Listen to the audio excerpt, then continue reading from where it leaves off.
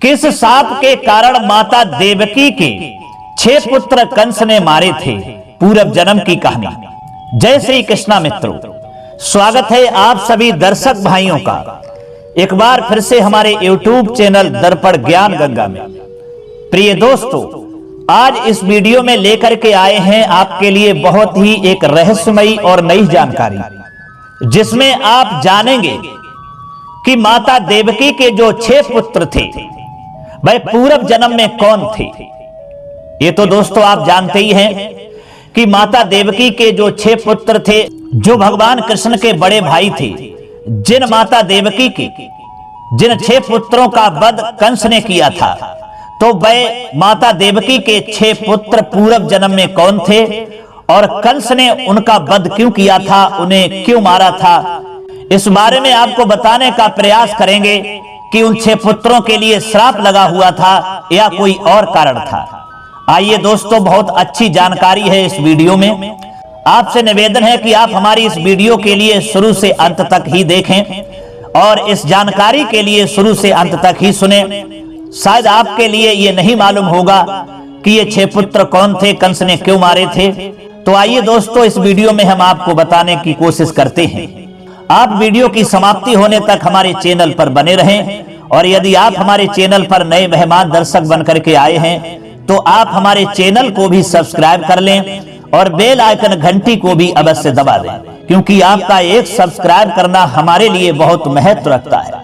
तो चलिए दर्शक भाइयों, शुरू करते हैं ये कहानी और ये वीडियो और जानते हैं ये नई जानकारी माता देवकी के 6 पुत्रों के बारे में, उनका रहस्य। प्रिय दोस्तों, एक समय की बात है, जनमेजय ने पूछा अपने दादा व्यास जी से कि दादाजी, उन बालकों ने पूर्व जन्म में कौन सा ऐसा पाप किया था जिसके परिणाम स्वरूप वह उत्पन्न होते ही दुराचारी कंस के हाथ मृत्यु के मुख में चले गए। मुनिवर नारद जी भी जो परम ज्ञानी हैं, धर्मपरायण एवं प्रधान ब्रह्मवेत्ता हैं, फिर वे ऐसा पाप क्यों कर बैठे। स्वयं पाप करने वाला और कहकर पाप कराने वाला दोनों समान पापी होते हैं, ऐसा विज्ञ जनों का कथन है।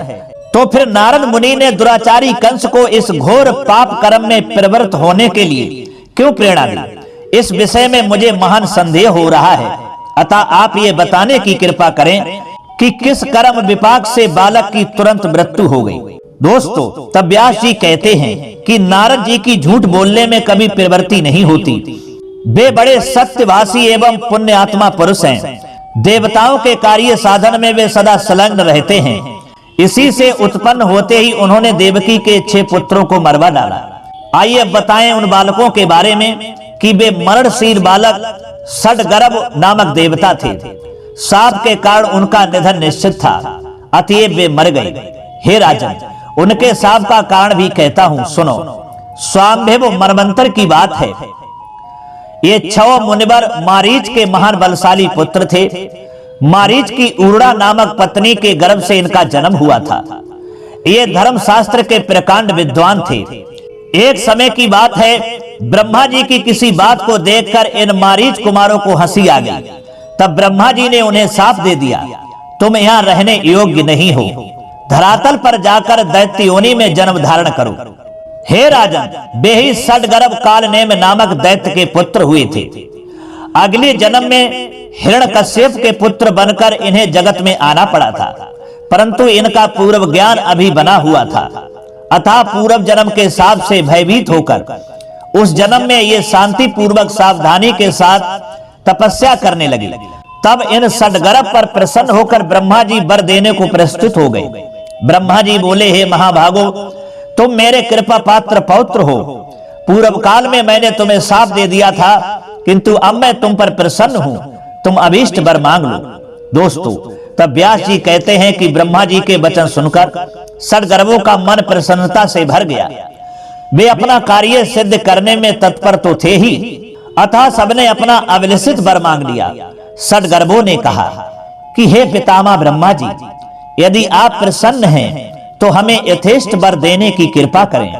हमारी चाह ये है कि जितने देवता, मानव, महोरग, गंधर्व और सिद्धेश्वर हैं, उन सबसे हम अवध्य हो जाएं उनमें से कोई भी हमें न मार सके। मित्रों, तब व्यास जी कहते हैं, तब ब्रह्मा जी ने सड़गर्भों से कहा, तुम्हारी ये सभी अभिलाषाएं पूर्ण होंगी। हे महाभागो, अब तुम जा सकते हो।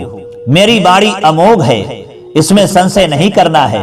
व्यास जी कहते हैं कि हे राजन, जब ब्रह्मा जी ने सड़गर्भों को वर दे दिया तब वे अत्यंत प्रसन्नता से खिल उठे, किंतु हिरण्यकश्यप उनके व्यवहार से जलने लगा। उसने कुपित होकर के कहा कि हे पुत्रों, तुमने मुझको छोड़कर ब्रह्मा को प्रसन्न करने की चेष्टा की है। ऐसे बलशाली वीर होते हुए भी तुमने वर पाने के लिए उनका स्तवन भी किया और मेरे स्नेह को बिल्कुल ठुकरा दिया है। इसके फलस्वरूप अब मैं तुम्हारा त्याग कर देता हूं, तुम पाताल में चले जाओ। अब तक सड़गर्भ नाम से तुम जगत में विख्यात रहे, किंतु अब पाताल में जाकर नींद के वशीभूत होकर बहुत वर्षों तक सोए पड़े रहो। इसके बाद प्रतिवर्ष बारी बारी से तुम्हें देवकी के गर्भ से जन्म लेना पड़ेगा। तुम्हारा पिता कालनेम उस समय कंस नाम से प्रसिद्ध होगा और उत्पन्न होते ही तुम उसी कंस के हाथों से मार दिए जाओगे। दोस्तों, व्यास जी कहते हैं कि हिरण्यकश्यपु के यूं शाप देने के कारण ही सड़गर्भों का बार बार देवकी के गर्भ में आना आरंभ हो गया। शापानुसार वे 6 बालक मार डाले गए। 7वीं बार शेष जी अपने अंश से देवकी के गर्भ में पधारे। संयोगवश उस गर्भ का स्राव हो गया। योग माया ने बलपूर्वक उस गर्भ को खींचकर रोहिणी के गर्भ में स्थापित कर दिया। 5 महीने पर यह गर्भ गिर गया। ये बात सबको विदित हो गई। देवकी का गर्भपात हो गया। ये बात कंस को भी ज्ञात हो गई। ये समाचार उस दुरात्मा के लिए बड़ा ही सुखप्रद था। सुनकर वह आनंद में भर गया। देवकी के 8वें गर्भ में स्वयं भगवान पधारे। देवताओं का कार्य सिद्ध करना एवं भूमि का भार उतारना उनके पदा अर्पण का प्रधान प्रयोजन था। दोस्तों, इस तरह से व्यास जी जन्मेजय के लिए सारी कहानी समझाते हैं और कहते हैं, हिरण्यकश्यपों का ये सड़गर्भों के लिए श्राप दिया था कि तुम जाओ, आगे चल करके देवकी के गर्भ से जन्म लोगे और वहां के जो कालनेम तुम्हारे पिता होंगे वही द्वापर में कंस बनेंगे और उन्हीं अपने पिता के हाथों से तुम 6 मारे जाओगे। ये हमारा श्राप है। तो दोस्तों, ये था पूर्व जन्म का रहस्य जो हमने इस वीडियो में इस आख्यान के माध्यम से बताया है। जो ये जानकारी दी है दोस्तों, ये जानकारी देवी भागवत की है, जिसमें मैंने आपको समझाने का प्रयास किया है कि किस श्राप से देवकी के गर्भ से 6 पुत्र जो पैदा हुए थे, जो कृष्ण के बड़े भाई थे, जिनके लिए कंस ने मार दिया था, और कौन थे वो 6 भाई देव और कौन थे वो 6 पुत्र देवकी के पूर्व जन्म में, जो हमने सारी जानकारी इस वीडियो में आपको दी है।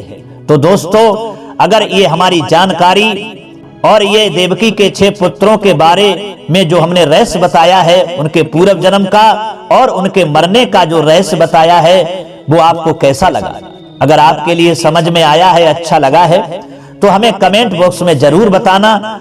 हो सके तो दोस्तों अपने मित्रों के लिए भी शेयर करना, ताकि उन्हें भी ये जानकारी प्राप्त हो सके। तो दोस्तों, अब क्षमा चाहते हैं, पुनः मुलाकात होगी अगली वीडियो में किसी और नई चर्चा में। तब तक के लिए सब्सक्राइबर बंधुओं एवं दर्शक भाइयों के लिए राधे कृष्णा। ओम नमः शिवाय। नमस्कार।